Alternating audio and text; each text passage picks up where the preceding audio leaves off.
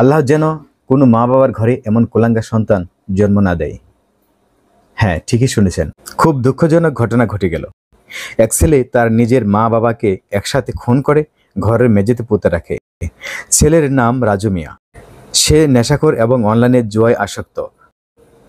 মা বাবার জুয়ায় টাকা না দেওয়ায় রাগ হয়ে মা বাবাকে একসাথে খুন করে ঘরের মেঝেতে পুঁতে রাখে।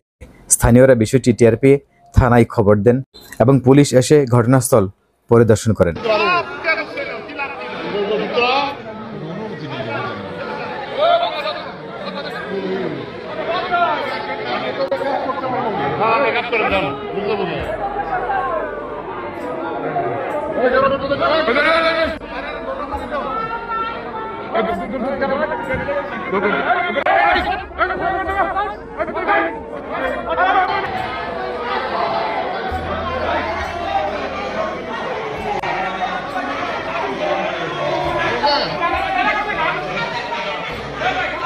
পরে এলাকাবাসীর সহযোগিতায় ঘাতক আসামিকে আটক করে নিয়ে যায় পুলিশ।